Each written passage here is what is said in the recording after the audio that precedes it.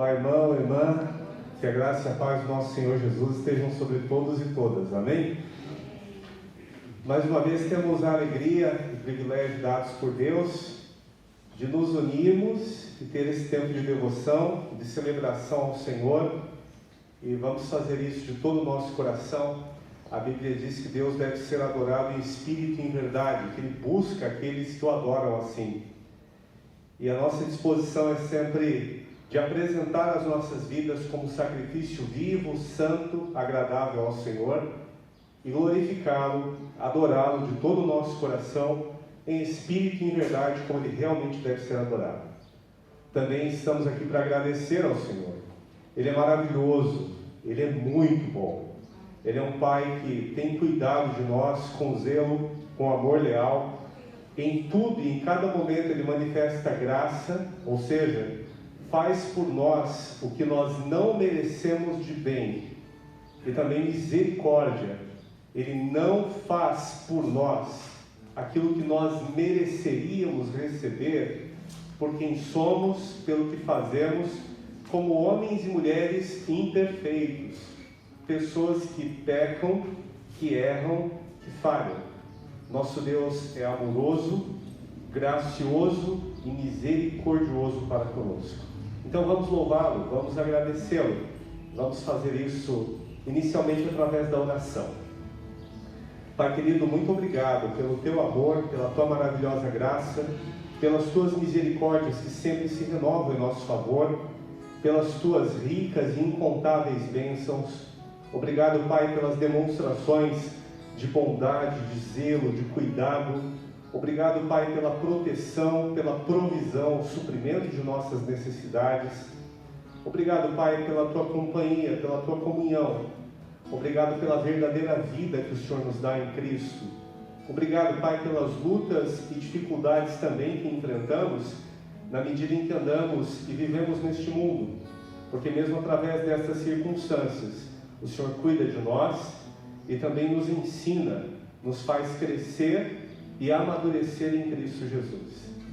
Pai, suplicamos que Teu Espírito tenha total liberdade de conduzir nossas mentes e corações, a fim de que no tempo que vamos passar aqui celebrando ao Senhor, nós possamos Te adorar com todo o nosso ser, em espírito e em verdade.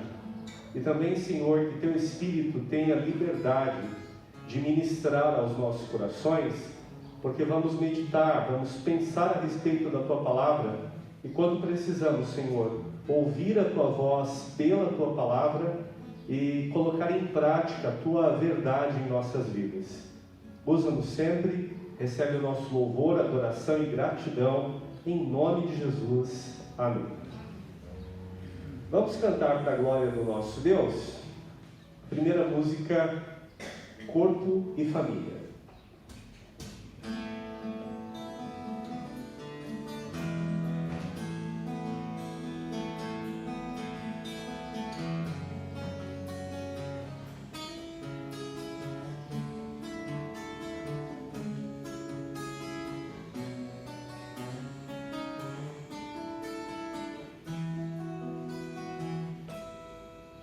Recebi o novo coração do Pai,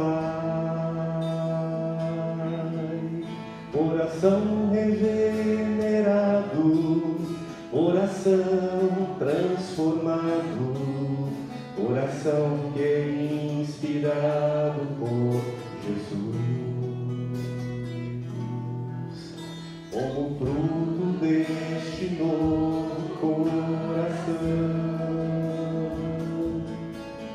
eu declaro a paz de Cristo, te abençoo, meu irmão. Preciosa é a nossa comunhão. Somos corpo e assim bem ajustado, totalmente ligado, unido, vivendo em amor, uma família, sem qualquer falsidade, vivendo a verdade, expressando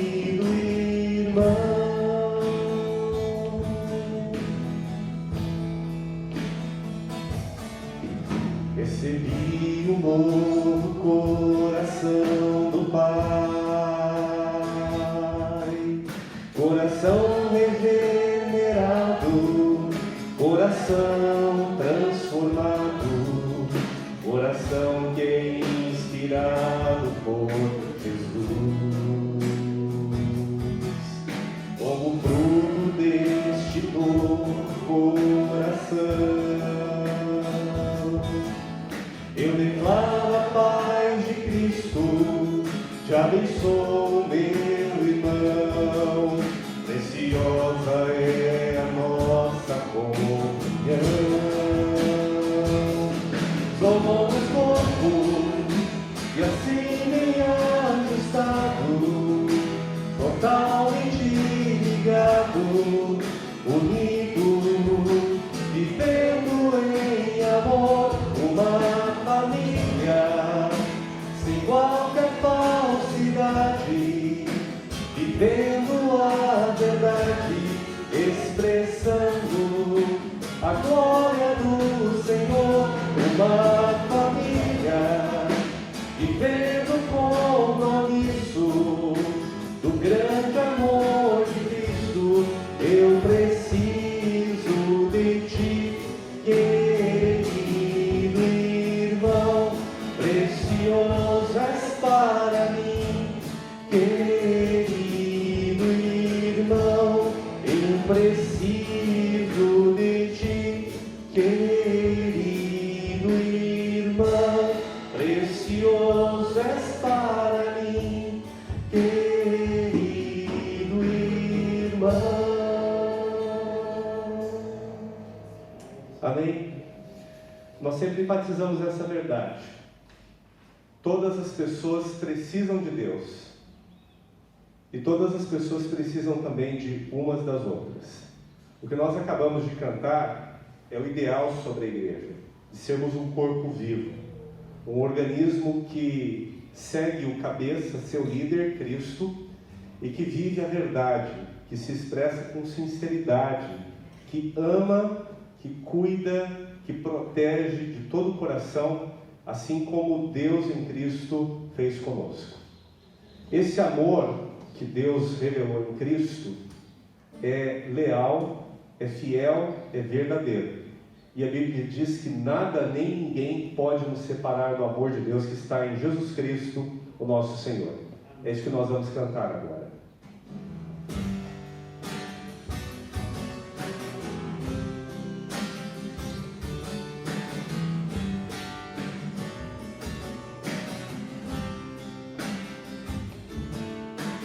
Quem nos separará do amor de Cristo? Será tribulação, angústia ou perseguição, fome ou nudez, perigo ou espada? Quem nos separará do amor de Cristo?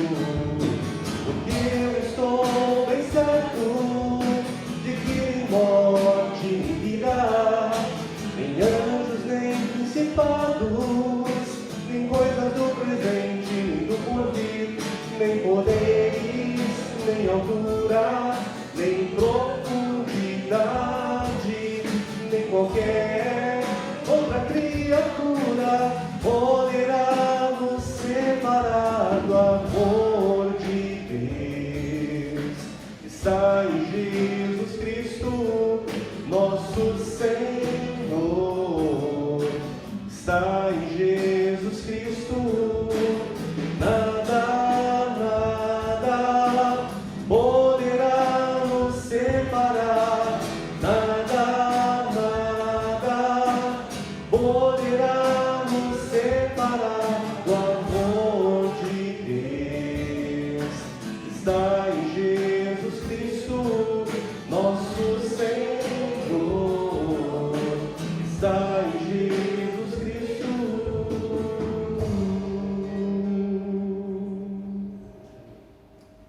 Amém. Louvado seja o nome do nosso Senhor Jesus, do nosso Deus e Pai. Nós vamos ter o nosso tempo de oração. Vamos clamar e interceder ao Senhor e também louvá-lo, agradecer mais uma vez pela sua bondade, pela sua providência, pelo seu cuidado sobre as nossas vidas. Sempre lembramos dos nossos irmãos e irmãs que estão enfermos, que estão em tratamento médico, que estão enfrentando adversidade no corpo físico. Nós sabemos que o nosso Senhor tem poder para curar a todos e todas, mas sempre suplicamos força, graça do Senhor para sermos fiéis, leais e satisfeitos com a boa, agradável e perfeita vontade de Deus em nossas vidas, ainda que através da doença física. Mas sabemos da lealdade, do amor, do cuidado do Senhor. Então hoje também agradecemos. Nós oramos pela nossa irmã Maria, ela fez a cirurgia e olha, parece que foi ontem, já está aqui novamente. Glórias ao Senhor por isso. O nosso Deus é um Deus de misericórdia, Ele tem cuidado de nós. Irmãos, tudo que oraram por mim, que eu tive uma boa recuperação. Amém, minha irmã. Graças ao Senhor. Parece que eu fiz essa cirurgia. Amém. E olha, irmãos, quem conhece um pouquinho da história da irmã Maria, é tão nítido, é tão notório o poder, a graça, a misericórdia do Senhor, a proteção. Por isso nós sempre louvamos ao nosso Deus, mas também sempre desafiamos todos. Irmão, irmã, vale a pena andar no caminho do Senhor, vale a pena servir ao Senhor com fidelidade, com zelo, com alegria. A verdadeira vida não consiste de desfrutar as bênçãos de Deus, e sim em viver com Deus das bênçãos. Ele é a nossa vida, Ele é o nosso bem mais precioso, e a irmã Maria sempre testemunha disso, e não por acaso recebe tantas bênçãos, tantos livramentos, não necessariamente pelas bênçãos e livramentos, mas por andar, por viver com o Senhor. Então, quinta-feira já. Então, vejam isso, irmão, irmã. Que exemplo bonito, que inspiração para as nossas vidas de fidelidade ao Senhor. Mas há muitos irmãos e irmãs que estão enfermos ainda, então vamos continuar clamando, intercedendo ao Senhor. Também vamos continuar em oração pelas nossas famílias sempre. Isso você e eu temos que combater. A oração, se você ler Efésios capítulo 6, ela é uma das armas da armadura espiritual que Deus nos deu. E meu irmão, minha irmã, ter uma vida de oração e clamor a Deus é de fato uma batalha. E nós estamos, através disso, numa guerra espiritual, numa batalha espiritual.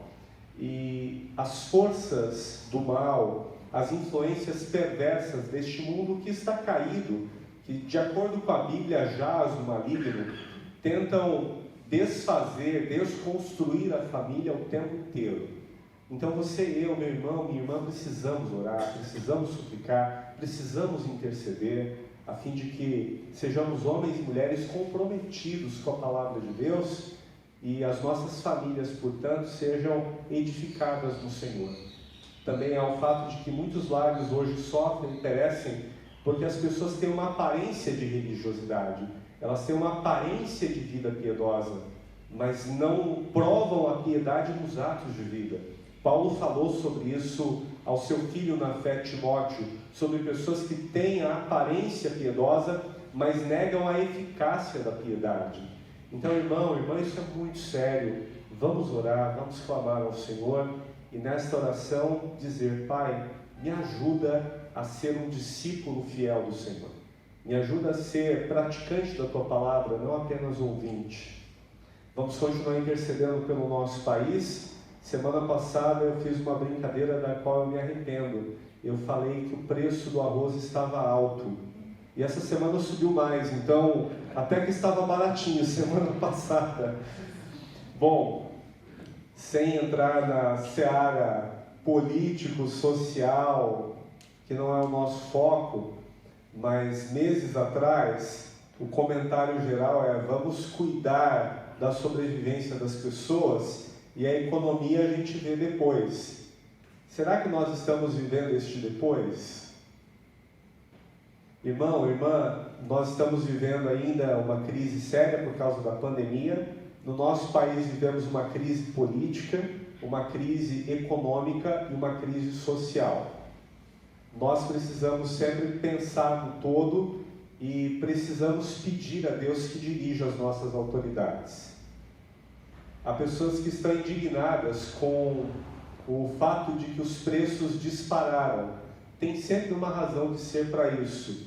E às vezes as razões para essas altas de preço não são somente estabelecidas na ganância de produtores, de distribuidores que querem ganhar cada vez mais. Então, irmão, irmã, vamos clamar ao Senhor, vamos pedir misericórdia pelo nosso país, pela nossa nação, pelas nossas famílias e vidas. Vamos também continuar intercedendo pelos irmãos e irmãs que estão nos campos missionários pregando a palavra, levando o Evangelho onde a maioria de nós não vamos chegar física, presencialmente. Nas últimas semanas nós intercedemos pelo pastor Valcides e um desafio que ele lançou, uma obra que está sendo executada no município do Amazonas, Paraná do Comprido, onde há um grupo de irmãos que se reúnem.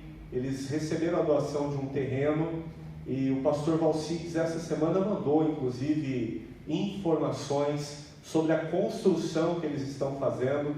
Claro, você e eu que vemos aquela construção, ficamos às vezes chocados. Não constrói desse jeito, faz uma coisa mais sólida, mais firme. Mas de verdade, naquela região, aquela é a construção sólida e firme, tá bom? E pela graça do Senhor, nós estamos participando daquela obra. Vamos continuar clamando ao Senhor, a fim de que tudo possa ser concluído para a glória do nosso Deus, e que os irmãos ali sejam cada vez mais edificados na palavra do Senhor e alcancem mais vidas com o Evangelho. Amém?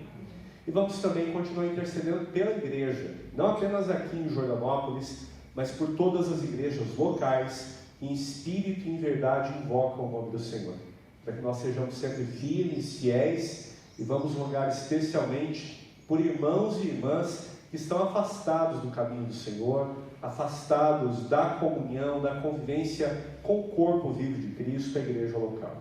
Vamos orar? Serginho pode chegar aqui e fazer essa oração por nós, irmão, por favor?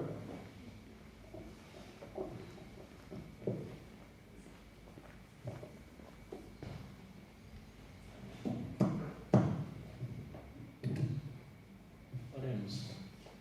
Maravilhoso Deus, eterno Pai, nós agradecemos, Pai, por esta manhã. Obrigado, Senhor Deus, porque o Senhor nos trouxe aqui e podemos desfrutar sempre do Teu cuidado, da Tua graça e da Tua misericórdia, Pai. Senhor Deus, não obstante a tudo, ó Pai, e sabemos que tudo está no Teu controle, Senhor Deus, tudo está nas Tuas mãos, mas o Senhor nos ensinou a chegarmos até o Senhor, colocar diante de Ti, Senhor Deus, os nossos agradecimentos, as nossas petições. Pai, primeiramente agradecemos ao Senhor pelo ar que respiramos, pela vida eterna em Cristo. Agradecemos ao Pai porque o Senhor em tudo tem nos sustentado, tem nos guardado. Obrigado, Senhor Deus, porque certamente não conseguiríamos vencer as dificuldades e as batalhas, Senhor Deus, sem a Tua direção. Pai, como vimos o mundo, ó Deus, perdido, as pessoas aflitas, ó Pai, porque não tem um Deus, ó Deus, não conhece ao Senhor, ó Pai, nós temos o privilégio de estar no Senhor, ó Pai. Isso também aumenta a nossa responsabilidade, ó Pai, de pregarmos o Teu Evangelho, de levarmos a Tua palavra. Pai, colocamos diante do Senhor, Pai, as nossas petições, pelos irmãos e irmãs, pelas pessoas, ó Pai, que passam pela dificuldade na saúde, ó Pai, em tratamento. Senhor Deus, eu sei que o Senhor está cuidando de cada um, Pai. Obrigado porque nós vemos sempre a Tua boa mão, o Teu bom amor para conosco, ó Pai, mesmo nós não sendo merecedores, Senhor Deus. Mas nós rogamos, ó Deus, que o Senhor, no momento certo, na hora certa, ó Pai, dê a cura, coloque os médicos certos, ó Deus, os remédios certos para cuidar do Teu povo que tanto precisa, Pai. Senhor Deus, ajuda-nos, ó Pai, a vivermos na Tua dependência, Senhor Deus, sempre, ó Pai, porque só na Tua dependência nós podemos vencer todas as dificuldades. Pai, nós rogamos, ó Deus, pelo nosso país. Ó Senhor Deus, tenha misericórdia de nós, tenha misericórdia do nosso país, ó Pai. Tantas crises, tantas dificuldades, Senhor Deus, e o Teu povo, ó Pai, tem passado por algumas delas. Ajuda, Senhor Deus, dá sabedoria a quem está na liderança, a quem está nos governos, ó Deus. Ajuda também, Senhor Deus, ao teu povo a ajoelhar e a orar pela nação, ó Pai. A sua palavra nos ensina que nós precisamos pedir pela nossa nação, pelo nosso país. Nos faça, Senhor Deus, realmente orarmos ao Senhor e chegarmos ao Senhor, para que a tua misericórdia, Senhor Deus, venha sobre as nossas vidas, venha sobre a tua nação. Ajuda-nos, ó Pai, a sermos mais fiéis ao Senhor em todos os momentos, ó Pai. Nós cantamos aqui, Senhor Deus, que nada pode nos separar do teu amor. Será mesmo, Pai, que nada pode nos separar, ó Deus? Quantas coisas, às vezes, tão pequenas têm nos separado, Senhor Pai. Nós nos rogamos ao Senhor, abençoa a nossa nação, abençoe o nosso país, ó Deus. Abençoe as nossas vidas, ó Pai, não porque nós merecemos, mas porque Tu és um Deus de amor, de graça e misericórdia, ó Pai. Pai, pedimos, ó Deus, e rogamos, ó Deus, pelos nossos missionários, ó Pai. Senhor, como o Teu povo que está no campo tem sofrido nesses últimos tempos, ó Deus. Nós rogamos pela Tua misericórdia, o despertamento da Tua igreja, do Teu povo, ó Pai, que não pode ir, mas pode estar contribuindo, Senhor Deus, financeiramente, principalmente em oração, ó Pai, rogando ao Senhor, ó Pai, que continue abençoando o Teu povo, ó Deus. Quantas histórias nós temos, ó Pai, quantos missionários desistindo, ó Pai, do campo porque não tem sustento, ó Pai. Senhor, tenha misericórdia, sabemos que são tempos difíceis, ó Deus, mas o Senhor já venceu tudo por nós, ó Pai. E por isso, ó Deus, temos que estar diante do Senhor. Por isso, ó Deus, temos que rogar ao Senhor pela Tua misericórdia. Pai, ainda queremos lembrar das nossas famílias.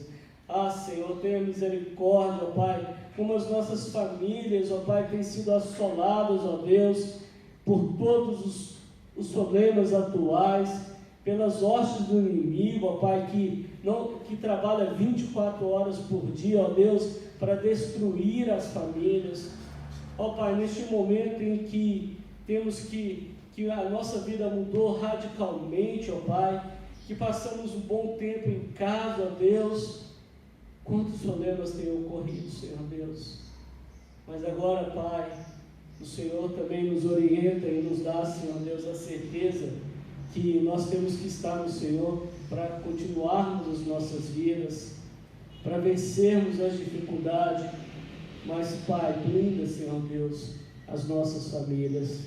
Tem misericórdia de nós, Pai. Nós rogamos, Senhor Deus, porque o Senhor nos ouve, porque o Senhor já deixou tão claro todas as coisas, Pai.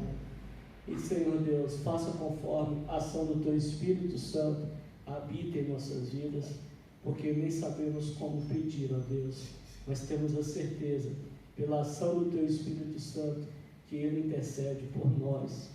Obrigado por esta manhã, obrigado por cada irmão que está aqui, por cada irmã que está aqui. Obrigado e desperta o Teu povo, ó Deus, para que ele não venha, Senhor Deus, fraquejar, para que ele não venha desanimar, ó Deus, que possamos estar aqui reunidos no Senhor. Amém. Para o louvor da Tua glória. E sempre, ó Pai, queremos agradecer, porque tudo que temos, tudo que somos, pertence ao Senhor, todas as coisas. Eu oro nesta manhã com meus amados irmãos e irmãs, no nome santo e precioso do Teu Filho Jesus Cristo. Amém, Senhor. Amém. Amém. Vamos meditar na palavra do Senhor no segundo livro de Crônicas, capítulo 1. Segundo livro das Crônicas dos Reis de Israel e Judá, capítulo 1. Nós faremos a leitura até o versículo 13. Enquanto os irmãos e irmãs abrem suas Bíblias, agradecer ao nosso Deus. Ontem nós tivemos mais uma vez o bazar missionário funcionando. Foi uma grande bênção, como tem sido todas as semanas.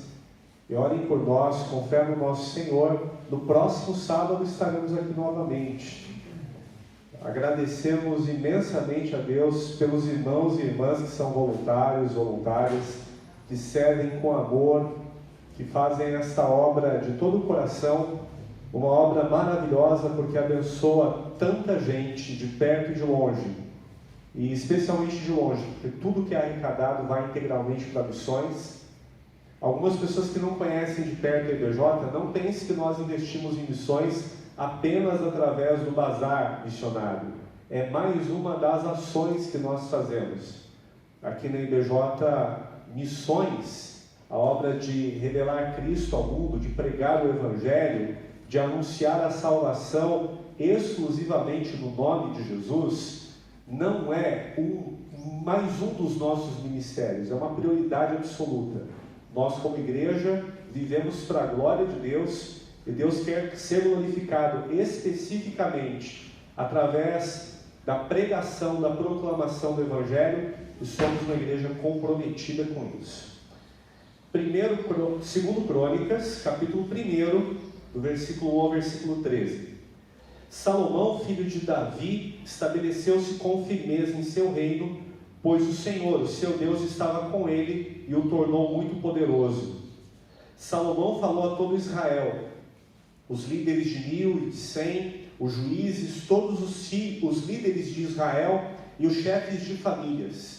Depois o rei foi com toda a assembleia ao lugar sagrado, no alto de Gibeon, pois ali estava a tenda do encontro que Moisés, servo do Senhor, havia feito no deserto. Esclarecimento breve: tenda do encontro, tabernáculo, ok? Davi tinha transportado a arca de Deus de Kiriat Jearim para a tenda que ele tinha armado para ela em Jerusalém. O altar de bronze que Bezalel, filho de Uri e neto de Ur, fizera, estava em Gibeon, em frente do tabernáculo do Senhor. Ali Salomão e a assembleia consultaram o Senhor. Salomão ofereceu ao Senhor 1000 holocaustos sobre o altar de bronze, na tenda do encontro. Naquela noite Deus apareceu a Salomão e lhe disse: peça-me o que quiser e eu lhe darei. Salomão respondeu: tu foste muito bondoso para com meu pai Davi e me fizeste rei em seu lugar.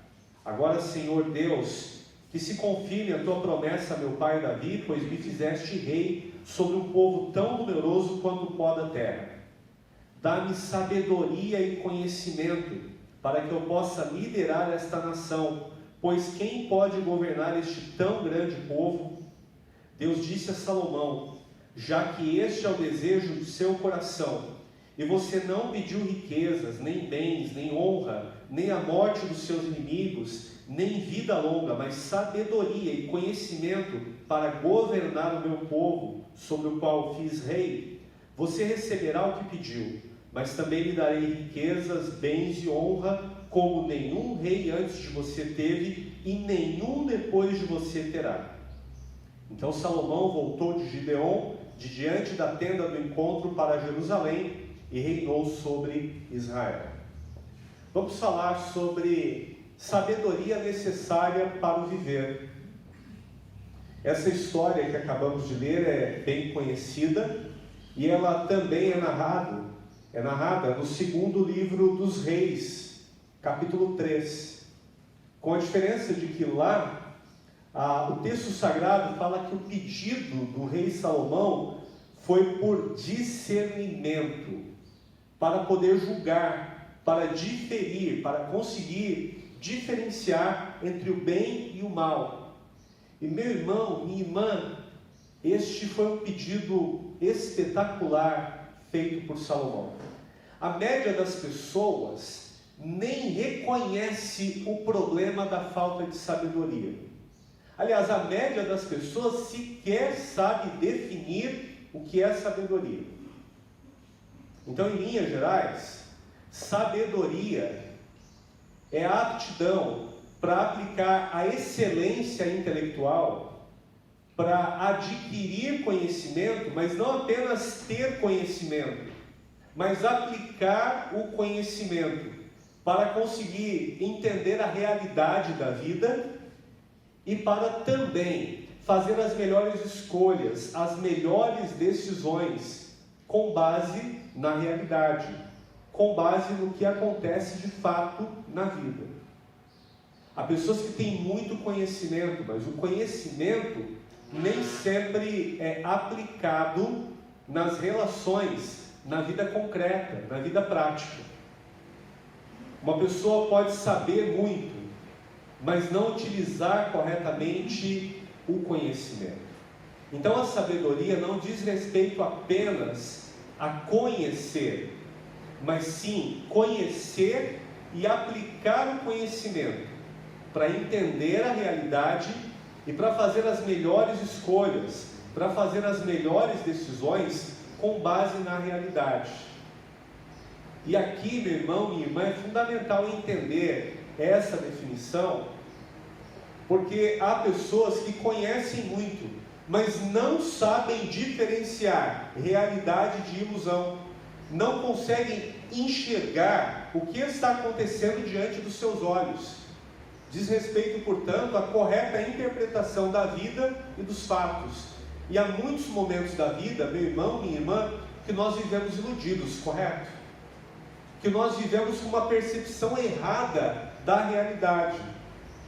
Posso exemplificar em algumas áreas? Vou começar com exemplos mais simples, até chegar a exemplos mais complicados da nossa vida humana. Pensa, por exemplo, num funcionário recém-contratado por uma empresa. Este funcionário, evidentemente, chega, se é uma pessoa média, não estou falando de um preguiçoso, mas se é uma pessoa média, ele chega com bastante vontade de trabalhar e de ter um bom desempenho no seu trabalho, correto?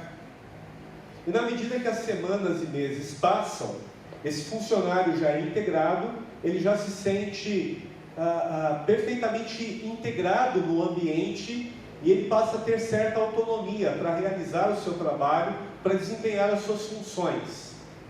E eventualmente esse funcionário, ele está pensando tanto no que ele próprio faz, ele está tão concentrado nas suas atividades, que ele pode acreditar: uau, o meu desempenho está sendo excelente, eu estou conseguindo ótimos resultados.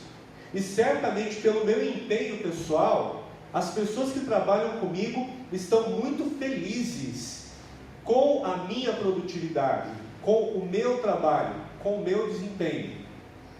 Essa é a percepção que a pessoa tem, porque ela está olhando para si própria, ela está olhando para a sua atividade e ela não leva em consideração o que acontece em redor. Eventualmente, o que pode estar acontecendo no entorno dessa pessoa?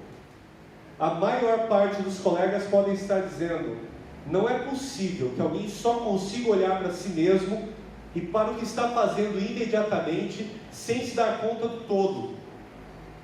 Esse funcionário tão dedicado, esse funcionário tão ativo, ele pode pensar a respeito de si próprio: o meu desempenho está sendo excelente, as pessoas devem estar contentes comigo. Mas o entorno pode estar dizendo: não é possível que a pessoa seja tão monofocal assim.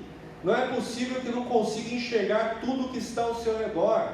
Não é possível perceber que é quase uma carroça vazia, está fazendo tanto barulho, trabalha tanto, mas produz tão pouco. Já viu situações assim? Ou já passou por situações assim? Eu já. Eu tanto já presenciei, quanto também fui presenciado. De gente falar assim: Maurício, para, você faz muito, mas está fazendo errado, nós estamos insatisfeitos. Então eu ficar perplexo: como você pode estar insatisfeito? Como vocês podem reclamar da minha produtividade? E as pessoas: bom, você simplesmente está produzindo errado, você não está entendendo o que está acontecendo neste momento da vida, do trabalho, você está com uma noção errada do teu desempenho pessoal. Ou seja, eu estava vivendo uma realidade paralela. Eu criei na minha imaginação uma interpretação dos fatos que não era correspondente à realidade. Já viu isso acontecendo, não já? Já passou por isso também, não já? Um segundo exemplo, um pouco mais complexo, diz respeito eventualmente às relações da família. Já viu o homem e a mulher que faz tudo certinho? Que aparentemente é o cidadão modelo? E como eu sou homem, eu vou falar especialmente da perspectiva masculina, tá bom? Não entenda como machismo, nem qualquer outra coisa. É só a perspectiva masculina. O sujeito que fala assim: eu não roubo, eu não mato, eu não bebo, eu não fumo, eu não cometo adultério físico, eu sou um homem caseiro, as minhas relações geralmente são de casa para o trabalho, do trabalho para casa, eu sempre sou um homem que me esforço para prover as necessidades da minha família, eu converso com a minha esposa uma vez por semana, eu paro no sábado para assistir desenho animado com os meus filhos, e olha, eu sei que eu podia ser melhor, mas é difícil ter um homem como eu, assim, tão família, tão certinho, tão centrado, tão bonzinho. E esse homem vive iludido, e de repente a esposa fala: eu não aguento mais a tua indiferença. Como assim indiferença? Você não dá atenção para mim. Como você não dá atenção? Como eu não dou atenção? Ora, eu vivo do trabalho para casa, da casa para o trabalho, quase todos os meus interesses estão aqui. Esse sujeito, ele interpreta os seus atos pessoais como gestos de atenção, de carinho, de fidelidade, e eventualmente ele pode realmente fazer tudo isso de uma forma impessoal, sem se dar conta. De repente os filhos crescem, e aí nessa fase que os filhos crescem, as conversas ficam mais complexas também, não é? Então o filho chega no pai e diz: sabe algo que me aborreceu durante muito tempo? O fato de você não se importar comigo. E o pai então fala: como você disse que eu não me importei com você? Dei tudo o que você precisava, paguei a tua escola, comprei as melhores roupas, não te faltou nada. E eventualmente o filho vai dizer: só me faltou a tua companhia. Olha, então você não lembra daquelas manhãs de sábado que eu ficava assistindo desenho animado contigo? Mas pai, quem foi que disse que eu me senti acolhido, abraçado, porque você sentou no sofá da sala do meu lado e ficou 2, 3 horas assistindo o desenho animado? A gente podia ter desligado a televisão e feito um jogo juntos, e eventualmente ter saído e conversado, ter realizado uma atividade na qual a nossa aproximação fosse maior. Já viu isso acontecer? Bom, eu poderia aqui enumerar diversos exemplos do fato de que muitas vezes nós sequer sabemos avaliar a realidade das nossas vidas. Esse é um problema grave, sério, nosso, humano. As nossas percepções eventualmente estão erradas. Os nossos sentimentos nos traem o tempo inteiro. A nossa visão é parcial. Sabedoria, portanto, é necessária para o viver, porque primeiro, nós precisamos sim obter conhecimento, mas nós precisamos aplicar este conhecimento para fazer escolhas e decisões corretas, para fazer sim atitudes, decisões com base na realidade que nós vivemos. Entender a realidade é fundamental para ter uma boa vida, e eventualmente nós não somos sábios, nós não conseguimos aplicar o conhecimento, as experiências acumuladas com anos em situações concretas da vida. Nós muitas vezes sequer sabemos interpretar a realidade. A média das pessoas nem entende que a falta de sabedoria é um problema sério e muito grave. E não obstante, desde criança, quase todos nós somos treinados para ter um momento na vida que nós podemos pedir o que quiser e ter o nosso desejo atendido, correto?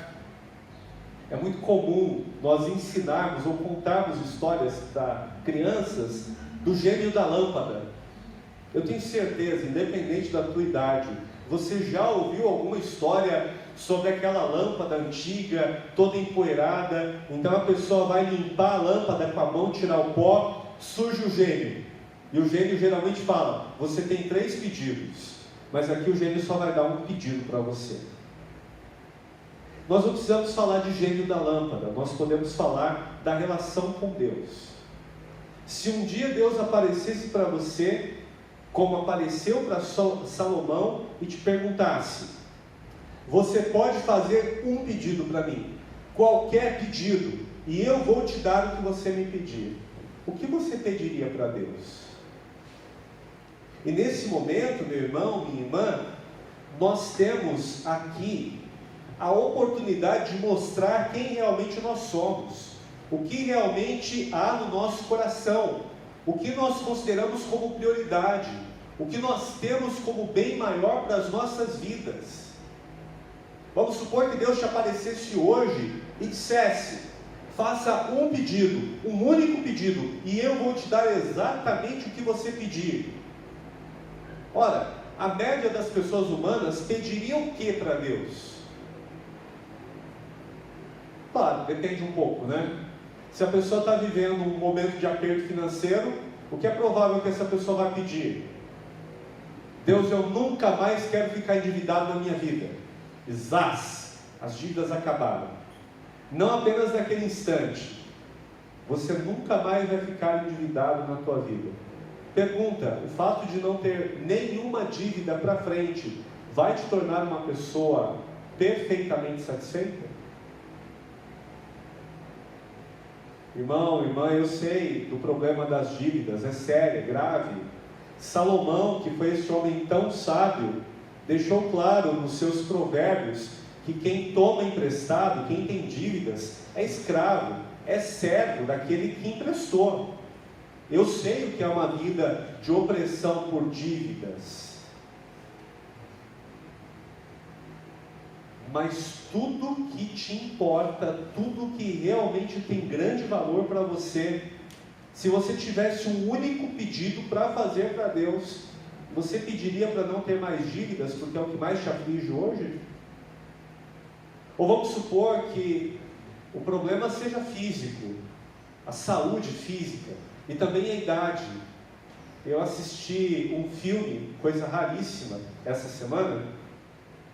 Não vou falar o nome para não fazer publicidade, mas uma das personagens do filme mencionou a seguinte frase: eu daria tudo por mais 20 anos de vida. Então, dependendo da época, da fase da vida, a pessoa pediria para o Senhor: Deus, eu quero viver mais e com saúde. Qual seria o teu pedido para Deus? O pedido de Salomão foi por sabedoria. Por que Salomão pediu sabedoria para Deus? O texto que acabamos de ler explica. Ele tornou-se rei no lugar de seu pai. O reinado de Davi foi consolidado e foi abençoado por Deus. Foi cheio de turbulências, houve altos e baixos, mas Davi foi a única pessoa na Bíblia cujo próprio Deus mencionou: este homem age e vive conforme o meu coração. Davi foi um homem segundo o coração de Deus. Isso não foi dito a respeito de nenhum outro rei ou de nenhuma outra pessoa mencionada nas Escrituras. Não significa que Davi foi o único homem que agradou a Deus na sua maneira de viver, mas foi o único que Deus fez questão de reconhecer assim. Ele morreu de idade, ele foi muito abençoado por Deus, ele recebeu diversos livramentos, ele foi perdoado pelo Senhor quando cometeu pecados e erros. E seus erros e pecados foram substanciosos, foram grandes. Mas por causa da sua piedade, da sua devoção, da sua consagração a Deus, ele alcançou misericórdia e favor do Senhor durante todos os seus anos de vida. Salomão, então, é o seu sucessor e precisa dirigir o povo de Deus, precisa continuar a monarquia davídica, sendo justo, sendo reto e trazendo ainda mais prosperidade para o seu povo. Salomão, então, de acordo com a descrição de 2 Crônicas, capítulo 1, se apega de todo o seu coração a Deus. O tabernáculo estava em Gibeon, ali nos arredores de Jerusalém. ele então busca Deus com toda a intensidade. O texto bíblico fala que numa única ocasião de culto, ele ofereceu 1000 holocaustos ao Senhor. E você tem ideia do que significa oferecer 1000 holocaustos num único culto? Nós já dissemos aqui, irmão, irmã, ao longo dessas pregações no Antigo Testamento, que a questão não são os animais mortos, a questão não é o volume, a quantidade. A grande questão é a motivação de quem oferece o holocausto. A grande questão era por que o ofertante estava oferecendo aquela oferta. E no caso de Salomão, ele ofereceu 1000 holocaustos, não para mostrar o seu poder, não para demonstrar para as demais pessoas como ele era religioso. Ele fez isso por devoção. Ele fez isso para demonstrar ao próprio Deus: o Senhor é meu bem maior. Eu quero ter intimidade com o Senhor. Eu quero viver ao teu lado. Eu estou te buscando com tudo que eu tenho e com tudo que eu sou. O que mais me importa nessa vida é agradar ao Senhor.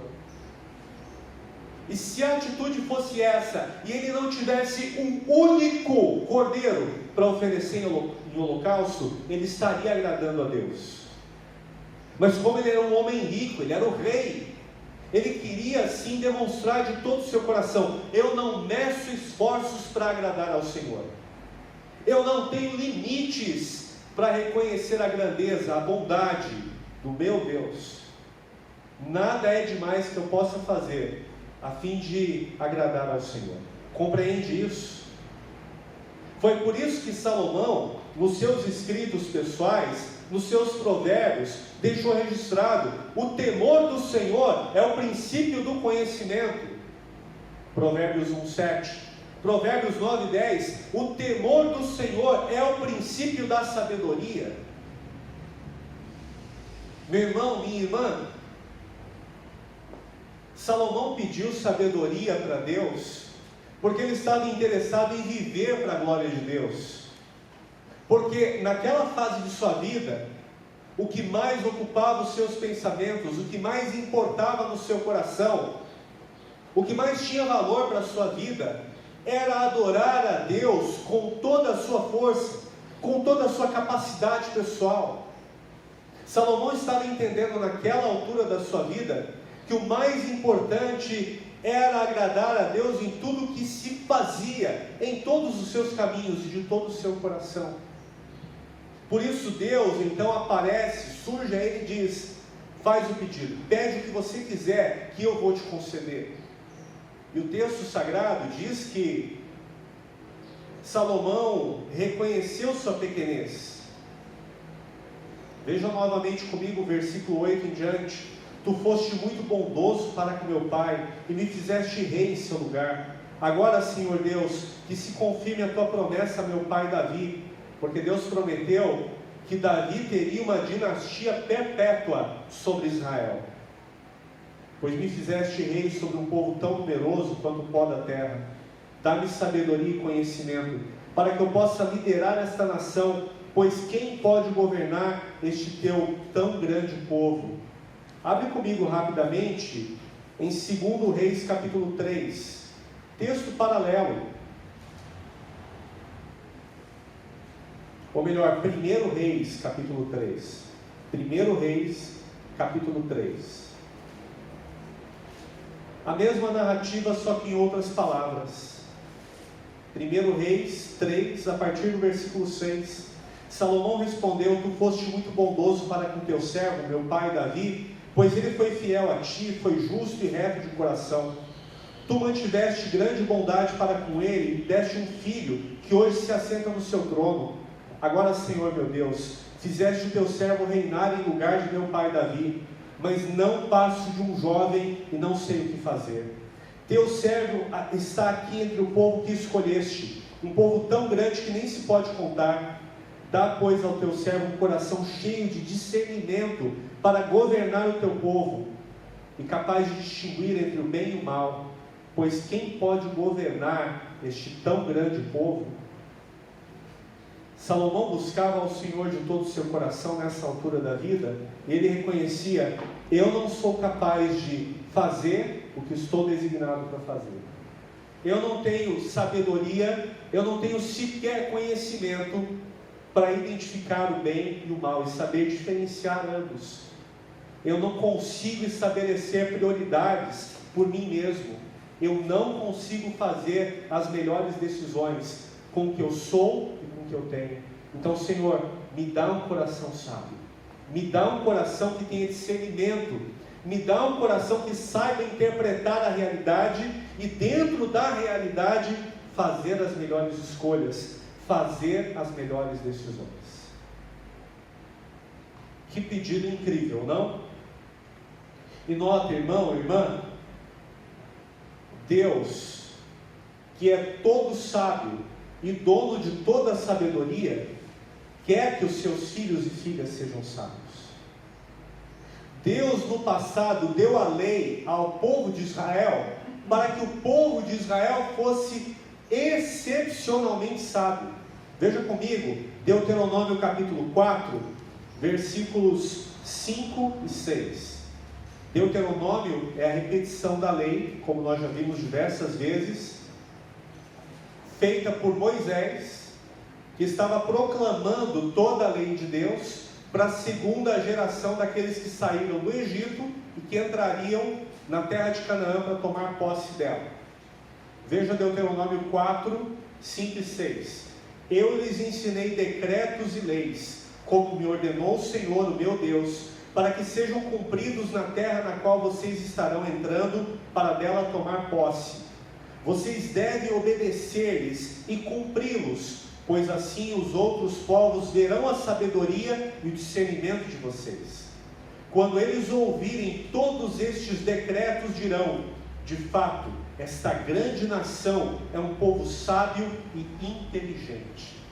Deus deu a sua lei, Deus deu a sua palavra, para que o povo, aprendendo a palavra de Deus e obedecendo a lei de Deus, praticasse a sabedoria e fossem reconhecidos por todos. Não há um povo mais sábio e mais inteligente do que este povo que recebeu a lei de Deus e que coloca em prática a lei de Deus. Salomão, meu irmão, minha irmã, declara nos seus provérbios: Deus nos dá sabedoria. Veja comigo, Provérbios capítulo 2, versículo 6.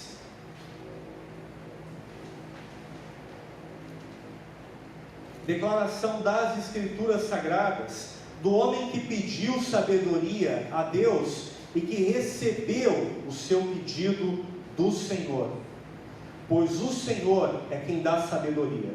De sua boca procedem o conhecimento e o discernimento. Salomão sabia exatamente o valor da sabedoria. Vê comigo, capítulo 3 de Provérbios, a partir do versículo 13. Como é feliz o homem, a pessoa que acha sabedoria, o homem que obtém entendimento, pois a sabedoria é mais proveitosa do que a prata e rende mais do que o ouro, é mais preciosa do que rubis, nada do que você possa desejar se compara a ela.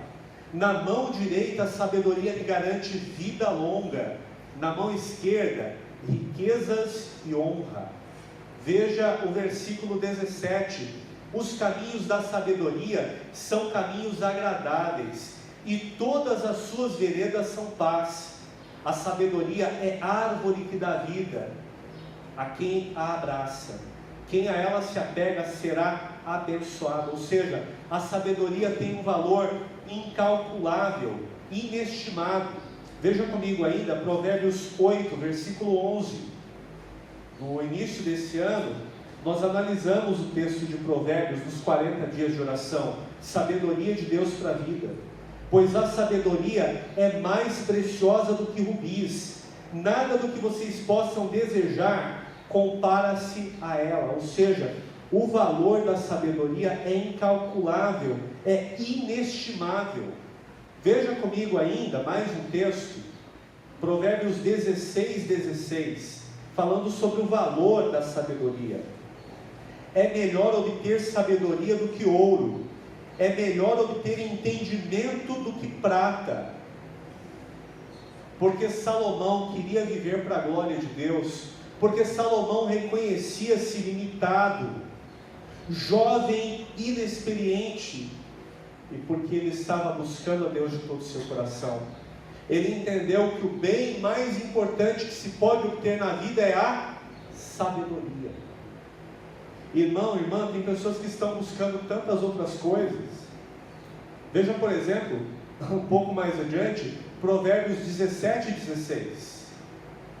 De que serve o dinheiro na mão do tolo, já que ele não quer obter sabedoria?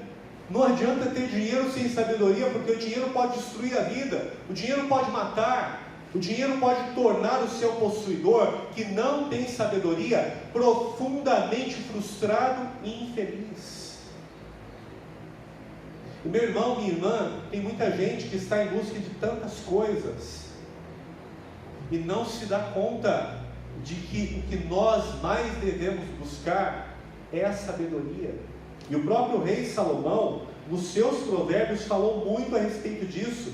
Ele tanto afirmou o valor da sabedoria, quanto também declarou que essa sabedoria deve ser buscada, que nós devemos ir em busca dela com toda diligência, com o melhor das nossas forças. Veja comigo Provérbios capítulo 4, a partir do versículo 5.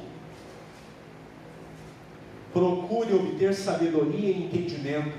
Não se esqueça das minhas palavras, nem delas se afaste.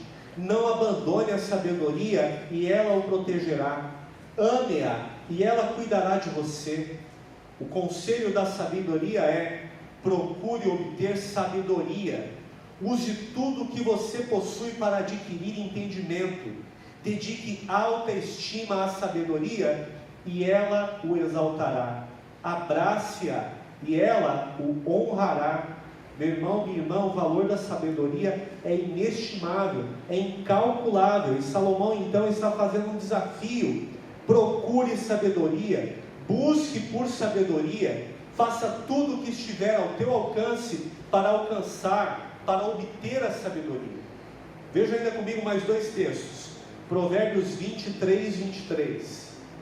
Nós já mencionamos tantas vezes aqui, e é um texto tão abençoador.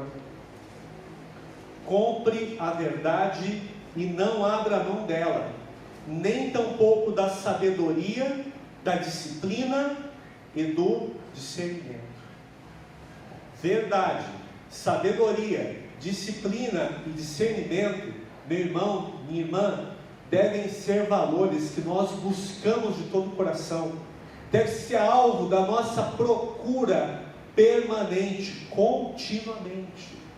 Veja comigo ainda Provérbios 24, 14.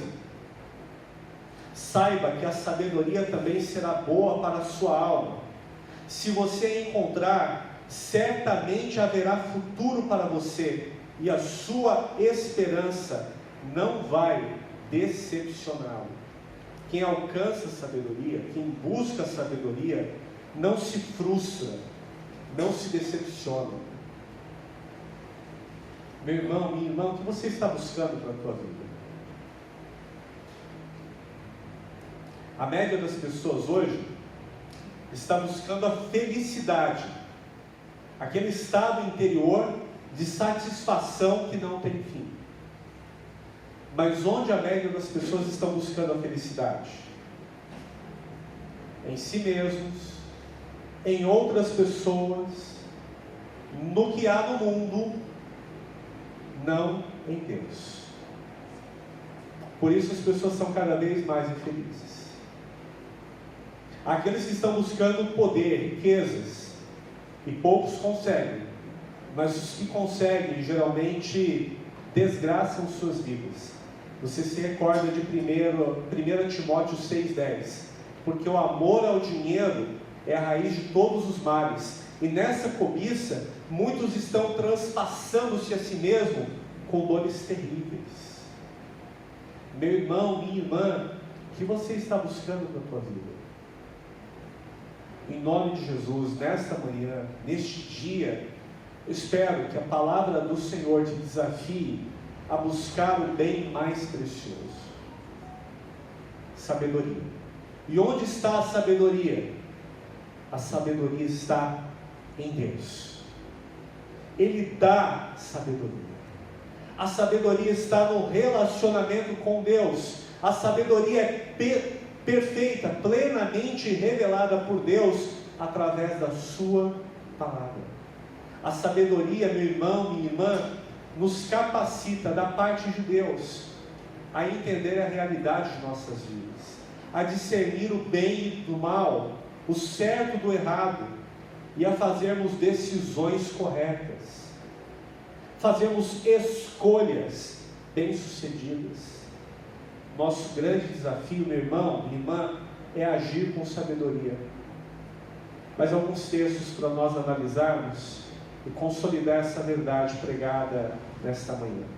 Eclesiastes capítulo 10, versículo 10. Mais um texto escrito por Salomão. Se o machado está cego e a sua lâmina não foi afiada, é preciso golpear com mais força. Agir com sabedoria assegura o sucesso. Preciso explicar esse texto? Muitas vezes nossas vidas são empregadas como machado que não é afiado. Nós nos esforçamos cada vez mais e alcançamos cada vez menos resultados. Salomão então diz: agir com sabedoria é que assegura o sucesso. Meu irmão, minha irmã, Deus quer nos dar sabedoria. Veja comigo Salmo 32, versos 8 e 9. Deus falando: eu o instruirei e o ensinarei no caminho que você deve seguir. Eu o aconselharei e cuidarei de você. Deus quer nos ensinar. Deus quer nos dar sabedoria. Deus quer nos aconselhar. Deus quer nos dirigir por um bom caminho. Qual é o problema? Versículo 9: não sejam como o cavalo ou o burro, que não têm entendimento, mas precisam ser controlados com freios e rédeas, caso contrário, não obedecem. Deus quer nos dar sabedoria, irmão, irmã. Mas por que muitas vezes não temos sabedoria? Por que muitas vezes sequer somos capazes de entender a realidade à nossa volta? Por que não conseguimos fazer boas escolhas, boas decisões? Por que não sabemos estabelecer prioridades com excelência em nossas vidas? Porque muitas vezes estamos sendo como cavalos, como burros. Deus quer nos ensinar, mas nós não queremos aprender. Deus fala através da sua palavra, mas nós não queremos ouvir. Deus nos ensina, mas nós não nos aplicamos aos ensinamentos de Deus. Ele quer nos dar sabedoria, mas nós queremos agir, queremos viver, queremos fazer escolhas e decisões com o nosso próprio entendimento. Por isso tanto fracasso, por isso tanto lamento, por isso tanta dor, por isso tanta tristeza. Eu finalizo então com um texto muito conhecido de Tiago, capítulo 1, versículo 5. Se algum de vocês tem falta de sabedoria, peça a Deus que dá generosamente, liberalmente àqueles que pedem. Não lance em rosto: ei, você não é sábio não, é? Está faltando muita coisa para a tua vida. Deus não joga na cara de ninguém que falta sabedoria. Aqueles que pedem sabedoria a Deus, recebem, porque Ele tem prazer de dar sabedoria aos seus filhos. Deus é o dono de toda sabedoria. Ele quer fazer com que você e eu sejamos sábios. Meu irmão, minha irmã, precisamos muito da sabedoria na vida. Salomão entendeu isso. Ele tinha que reinar sobre o povo de Deus. Ele teria que fazer decisões difíceis, complexas.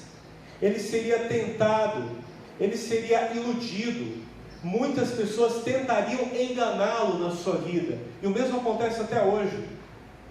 Tem gente tentando te enganar o tempo inteiro, irmão, irmã. Para você que é mais jovem, vai aparecer um rapaz, uma moça que vai dizer assim: sabe que eu te amo de todo o meu coração? Como aquelas anedotazinhas antigas, né? Meu amor por ti gela. E por aí afora, né? Se você não buscar sabedoria em Deus, sabe que palavras vazias podem te enganar? E aí, meu irmão, minha irmã, adolescente, jovem, não peça para Deus: Senhor, me dá a pessoa certa. Não precisa fazer esse pedido para Deus. Pede algo melhor. Senhor, me dá um coração sábio. Me dá sabedoria. Me dá a capacidade de discernir entre o bem e o mal. Senhor, me dá a capacidade de enxergar a realidade diante de mim. Um dia pode acontecer de você estar numa boa carreira profissional, sendo bem sucedido, e você está ganhando um salário que é suficiente para você viver. Então vem alguém com uma grande proposta: se você vier para o nosso lado, você triplica os seus rendimentos, você vai ter uma posição maior. E tem muita gente que nessa hora não sabe como fazer uma decisão. E não tem certo e errado nessa decisão necessariamente. Eu estou partindo do pressuposto que a pessoa está desenvolvendo um trabalho honesto, justo, ético, e que se ela recebe uma nova proposta, ela só vai considerar essa proposta se for igualmente honesto, justo, íntegro, decente. E tem gente que fala assim: e agora? Que decisão fazer? Que decisão tomar? Pede sabedoria para Deus. Não diga sim ou não apenas pelo dinheiro. Não diga sim ou não apenas pela posição. Pede sabedoria para Deus. Capacidade para entender a realidade ao teu redor. Sabe que anos atrás um irmão em Cristo me procurou, ele estava numa boa empresa, tinha uma boa carreira e falou: pastor, recebi uma proposta de uma outra empresa. Isso foi lá pelos idos de 2012, 2013. E ele falou: não sei o que fazer, pastor. Eu falei: rapaz, vamos orar e vamos considerar todos os fatores. 2012 foi um ano complicado de transição no nosso país, né? A economia vinha bem. De repente o governo começa a fazer mudanças, a interferir demais, a mexer em preços, a exercer muitos controles e a gastar muito dinheiro. Rapaz, isso está tão esquisito.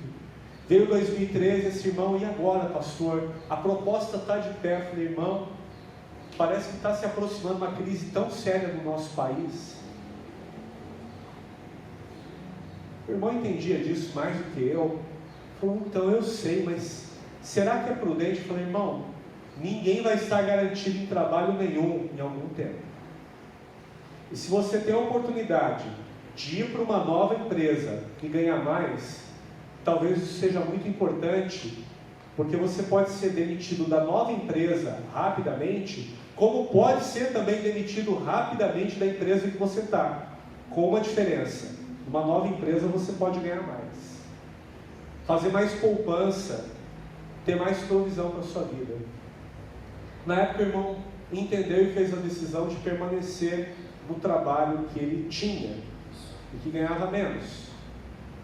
Bom, em junho de 2013, por causa do aumento de passagem de ônibus na cidade de São Paulo, muitos jovens foram para a rua protestar, e o mote do protesto era: não é por 20 centavos, que era o valor do aumento da passagem de ônibus. Aquilo ganhou uma proporção muito grande, vieram manifestações enormes, aconteceu a eleição de 2014, em 2015, o Brasil afundou numa crise profunda. O que aconteceu com esse irmão?